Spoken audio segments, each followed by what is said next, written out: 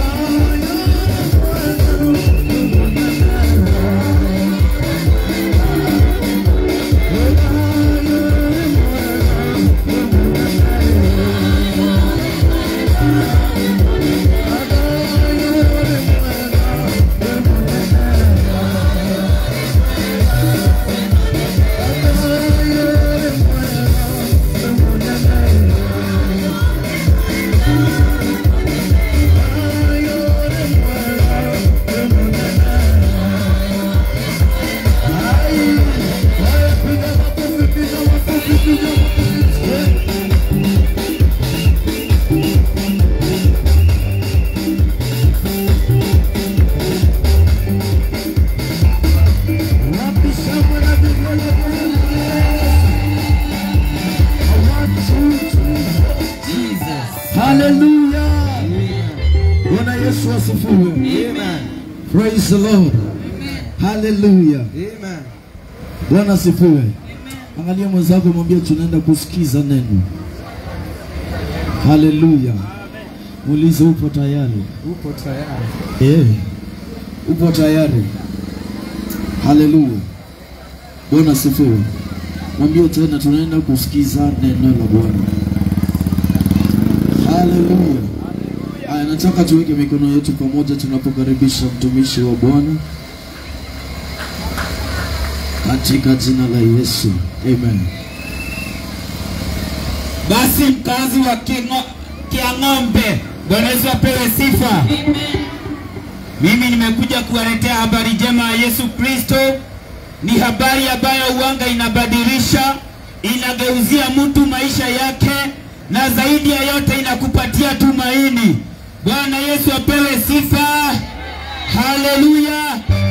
Nitasoma katika kitabu cha Ezekieli. Kitabu cha Ezekieli kuanzia mstari wa kwanza. Ezekieli 9 mstari wa kwanza. Kisha akalia kwa sauti kuu masikioni mwangu, akisema, waamuru wale wanaosimamia mji wakaribie, kila mmoja na awe na kitu chake cha kuangamiza mkononi mwake. Na tazama, watu 6 wakaja, wakitokea kwa njia ya lango la juu lililoelekea upande wa kaskazini. Kila mmoja ana kitu chake cha kufisha mkononi mwake, na mtu mmoja kati yao amevaa bafta, naye ana kidau cha wino cha mwandishi kiunoni. Wakaingia wakasimama karibu na madhabahu ya shamba. Na huo utukufu wa Bwana wa Israeli ulikuwa umepanda juu kutoka kwa wakerubi.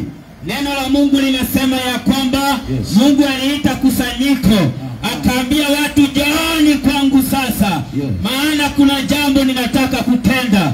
Biblia inasema ya kwamba kukatokea watu 6. Hawa watu 6, 5 wao walikuanga tofauti na mmoja.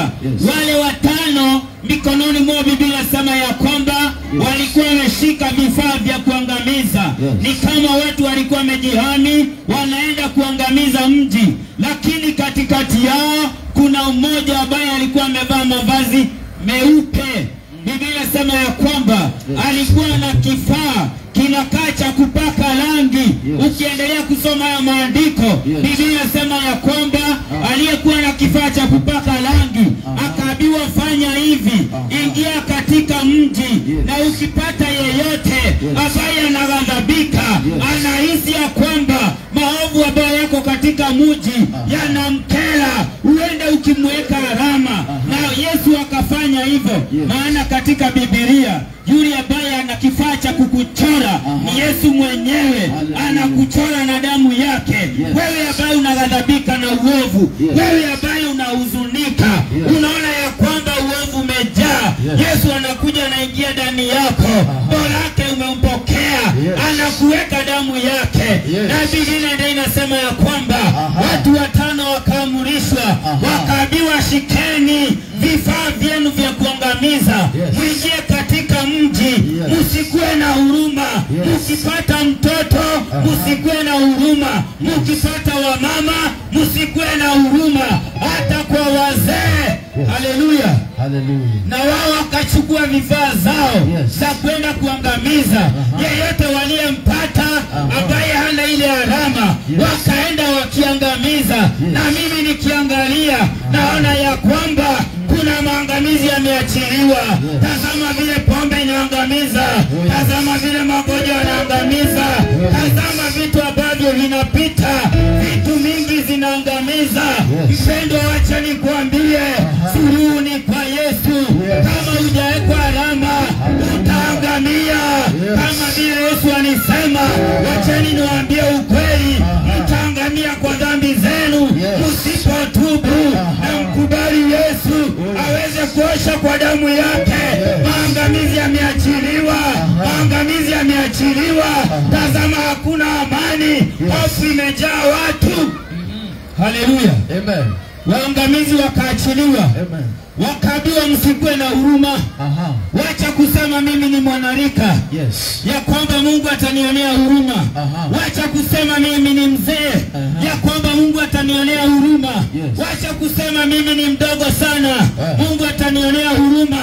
Lakini Biblia inasema ya kwamba hakutakuwa na huruma.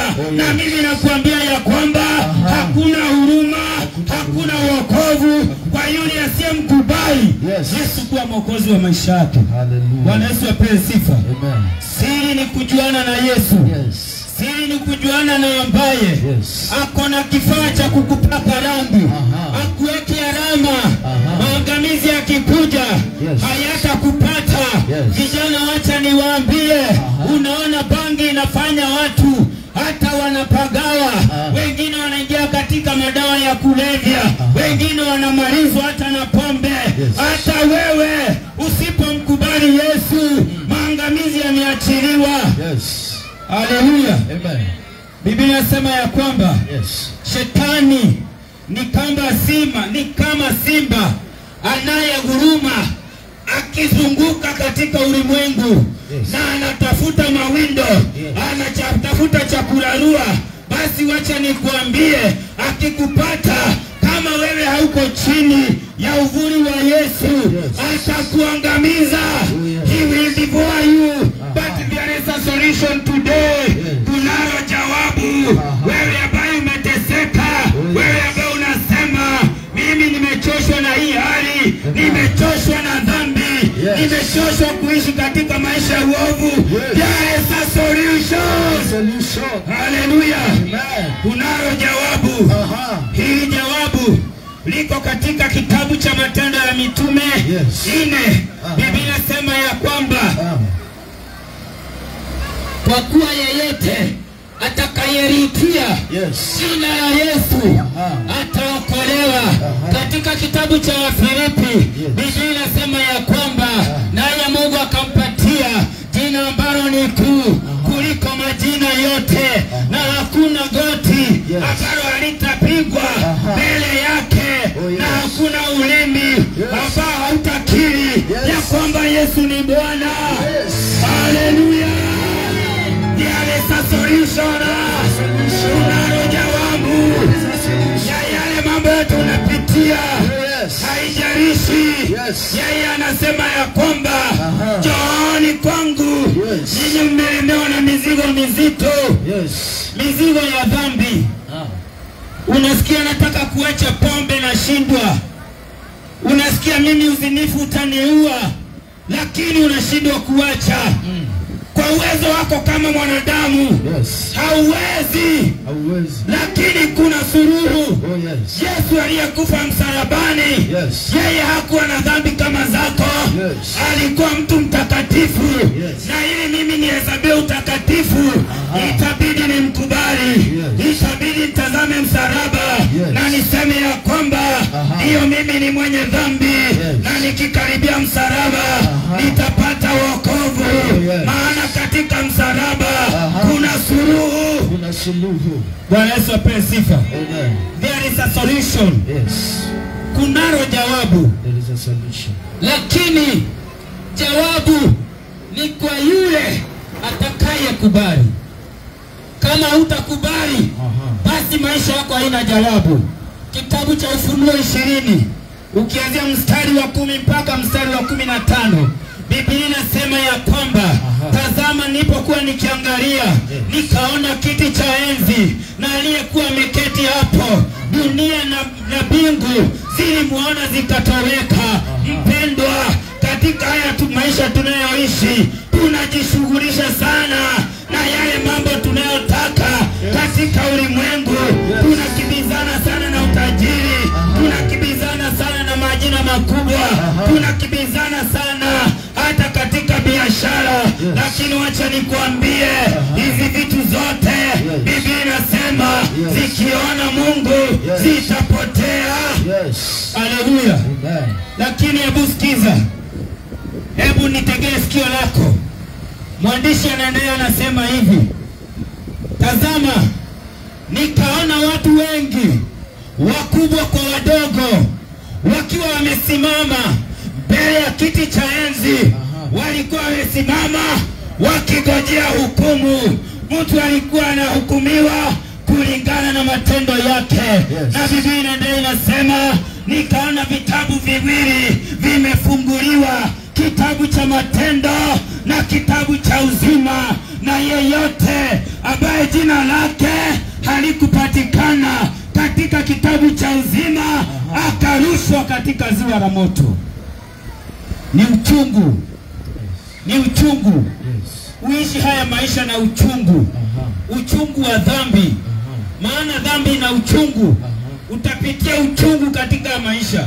Haijalishi uko na pesa, haijalishi wewe ni maskini, lakini kama wewe ni mwenye dhambi, kuna adhabu ya Mungu na ghadhabu juu ya wafanyao maovu. Hautaishi na amani. Amani ambayo ni ya kweli iko ndani ya Yesu. Bwana Yesu apewe sifa. Amen. Haleluya, watu wa Kiang'ombe. Leo tumekuja kuwaletea suluhu. Maana hata sisi kuna kipindi tulikuwa hatujui huyu Yesu. Tulihisi kutaabika. Tunajiuliza, je, kesho yetu itakuwa namna gani? Haya masaibu ninayopitia itafika mwisho lini? Haya maisha ya dhambi, nani anayeweza leta kikomo? Lakini nakuambia jioni ya leo, there is a solution. There is a solution.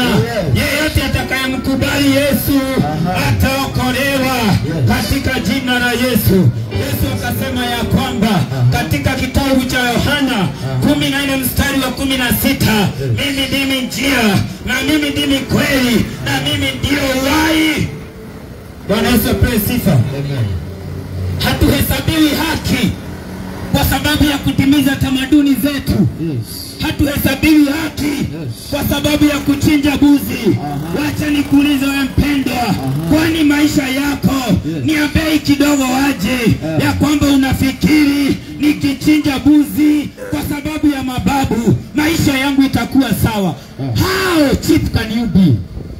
Ya kwamba maisha yako unabadilisha na damu ya buzi ama kondoo. Wale wanaosema ya kwamba wako na tumaini katika tamaduni, you have perished. Bwana Yesu apewe sifa. Lakini kunaye mmoja dhamana yake imeshida dhahabu iliyo bora. Kunaye mmoja ambaye alikuwa mwenye haki. Kunaye mmoja ambaye alitoa maisha yake. Kunaye mmoja alisema ya kwamba yeyote atakayekuja kwangu huyu ataokolewa. Kunaye mmoja. Haleluya. Huyo ni yeye Mungu tunayeabudu. Alikuja akajivika mwili wa mwanadamu. Akaja akaitwa Yesu, akasulubiwa msalabani, ili yeyote atakayemwangalia ataurithi ufalme wa mbingu. Bwana Yesu apewe sifa. Ningekuwa wewe mkaaji wa Keang'ombe, kama mimi sijampokea Yesu, basi ningefanya juhudi, ningesema wacha nikaribie, maana kwa Yesu kuna suluhu, kwa Yesu kuna amani, kwa Yesu kuna faraja, kwa Yesu kuna pumziko. Ningesema wacha nikimbie, niende nikutane na huyu Yesu aweze kunibadilishia maisha. Haleluya. Kwa hivyo ninakualika wewe, hata wewe uliye bari, wewe unahisi ndani yako, mimi maisha yangu vile inaenda si hata kulingana na matarajio yangu.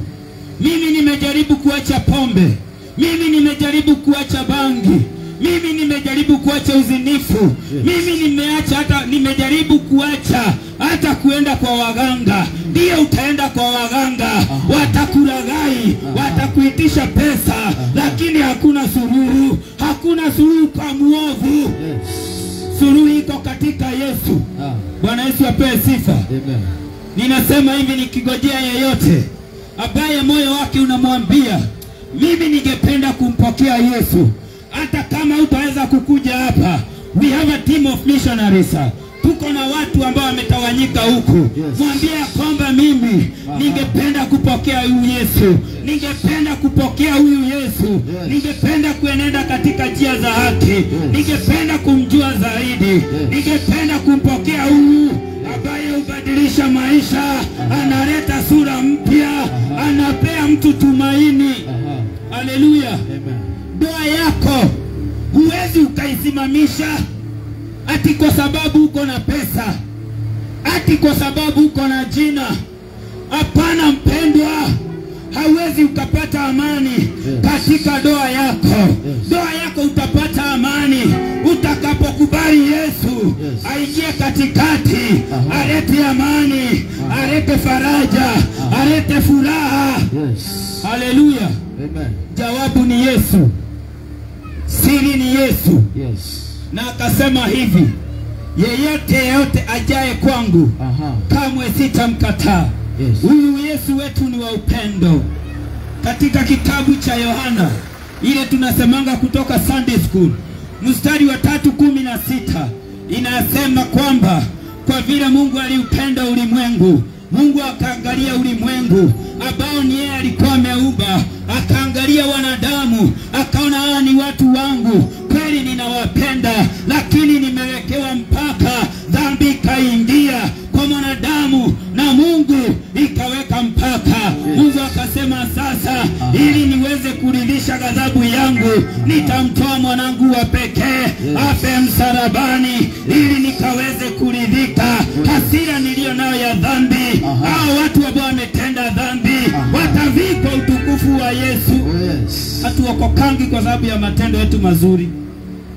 Bwana Yesu apewe sifa.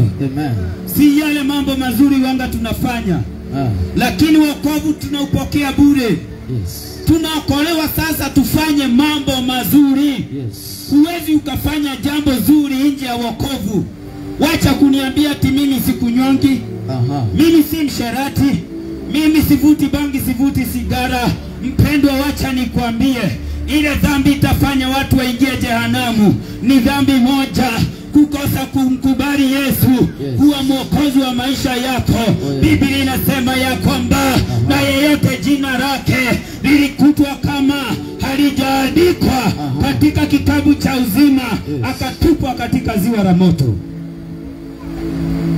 Jina lako kutolewa katika kitabu cha mauti na kuandikwa katika kitabu cha uzima sio utakatifu wako. We kama uko na utakatifu wako kaa nao, lakini kuna utakatifu ambao ni Mungu alipatiana. utakatifu ndio njia pekee ya kumfikia, na yeye huo utakatifu ni Yesu. Haleluya. Watu wa Kiang'ombe, Bwana Yesu apewe sifa. Hii habari njema tunayokuja kuwaletea ni habari ambayo wanga inabadilisha watu. Na ninajua ya kwamba labda uko hapo unasema ya kwamba mimi mtumishi, ningependa hali yangu ya maisha ibadilike, ningependa kumpokea huyu Bwana Yesu, lakini naogopa hata kukuja hapa mliko, ninaaibika. Bwana Yesu apewe sifa. Naomba tu pahali ulipo, ukiwa ndani ya nyumba, ukiwa uko ndani ya duka, ukiwa unapita, ukiwa katika shughuli yako, naomba urudie ili ombi nyuma yangu. Sema, Bwana Yesu, nimekuja mbele zako, nimejua kwamba mimi ni mwenye dhambi, na ulikufa msalabani kwa ajili ya dhambi zangu, na ukafufuka ili nikaweze kurithi ufalme wa mbingu. Kutoka leo Yesu, nimeokoka na nimekukubali ndani ya moyo wangu. Haleluya. Watu wa Kiang'ombe, Bwana Yesu asifiwe. We give all glory to God. Na tunawashukuru kwa ajili ya wakati wenu. Na zaidi ya yote tunawaalika katika kanisa letu. Kanisa letu linaitwa Pefa Mountain Movers. Tuko pale kona Dhirike Ganjo, pale kwa restaurant inaitangwa Spot of Light. Ukiteremka kitu kama mita 30 utatupata hapo. Sisi tunaabudu Yesu wa kweli na tunahubiri injili ya kweli. Na zaidi ya yote katika mwezi wa 7 tarehe 4, wacha nitangaze hii na usikize kwa makini. Mwezi wa 7 tarehe 4, wewe unayependa kiwosho, kuja tusifu Mungu. Uko karibu mahali pale, itakuwa mkesha wa usiku mzima. Tutakuwa na wasanii ambao ni watajika, kuja tukaweze kushukuru Mungu tukiwosha pamoja. Kwa hivyo watu wa Kiang'ombe, Bwana wabariki na watende mema. Haleluya. Bwana Yesu asifiwe. Tumpigie makofi.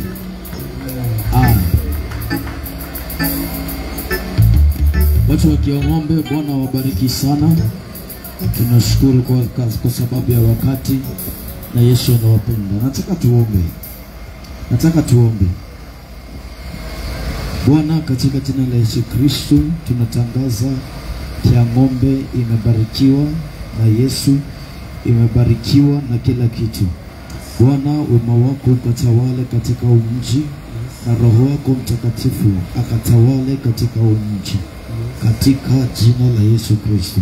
Kila maroho chafu Bwana ambazo ziko katika mji, kapate kupatana nazo, na Bwana ukaweze kuzibadilisha katika jina la Yesu Kristo. Yule ambaye Bwana anatusikiza na ambaye Bwana ameokoka, Bwana mpe neema ya kuweza kuendelea katika wokovu na kuendelea katika njia za wokovu, katika jina la Yesu Kristo tunaomba na hata kuamini. Amen. Yesu nawapenda sana. Asanteni sana. Turudini kwa gari.